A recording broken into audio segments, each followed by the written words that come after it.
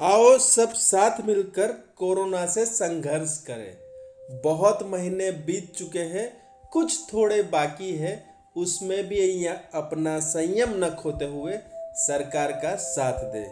अपने परिवार के लिए, अपने समाज के लिए, अपने गांव के लिए कुछ गलत चीज न करते हुए थोड़ा सा संयम बरते।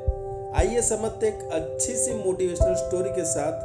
સલામ દુઆ વડક્કમ કેમ છો સારું છે ઘનશ્યામ નામ મારું છે ખમ્મા ગણી શસ્ત્રી અકાલ। एक अच्छे राजा ने अपने राज्य में अपनी उम्र के हिसाब से बहुत अच्छे से राज किया था। अब वो थोड़ा बूढ़ा होने लगा था, तो उसने एक उत्सव का आयोजन किया और उत्सव में आजू बाजू वाले सभी राज्यों के राजाओं को बुलाया और खुद भी अपनी सभा में जो भी मंत्री थे, सब राजगुरु सबको बुलाया और नर्तिका को अपना वो नृत्य दिखाने के लिए सबको आमंत्रित किया। उत्सव को बड़े मजे से मना रहे थे और रात हो रही थी, धीरे धीरे रात कट रही थी।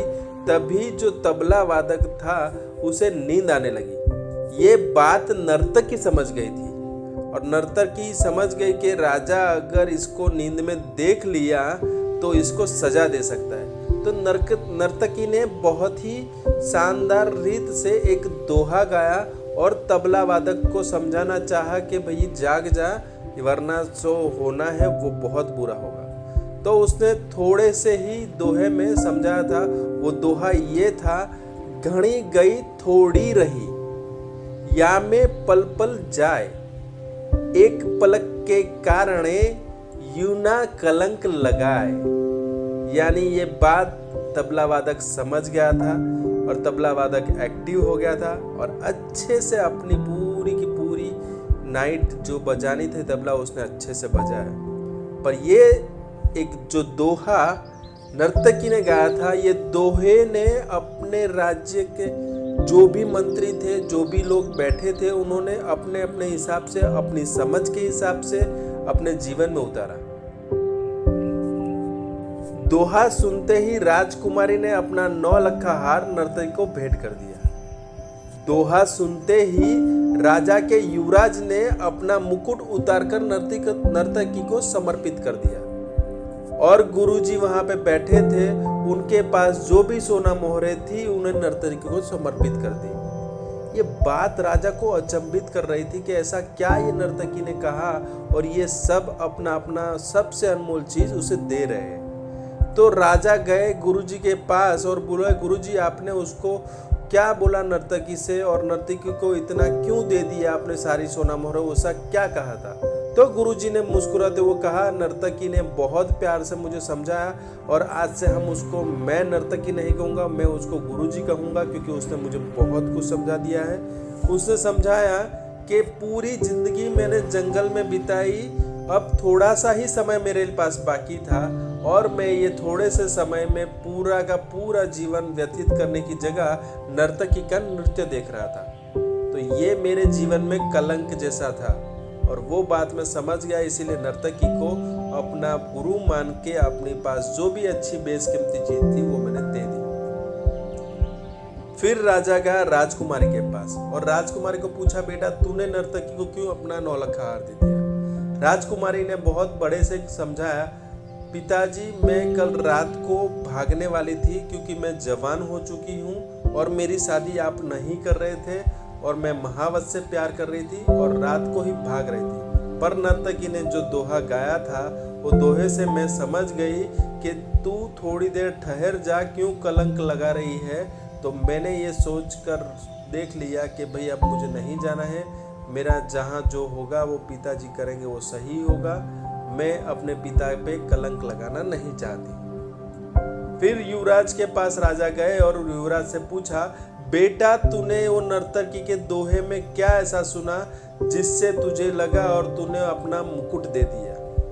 तो उसने राजा के बेटे ने समझाया कि पिताजी यही रात को आज सैनिकों के साथ मिलकर मैं आपका कत्ल करने वाला था, क्योंकि आप बूढ़े हो चुके हो फिर भी ये राज का मोह तुमको जाता नहीं और मुझे राजा नहीं बना रहे थे।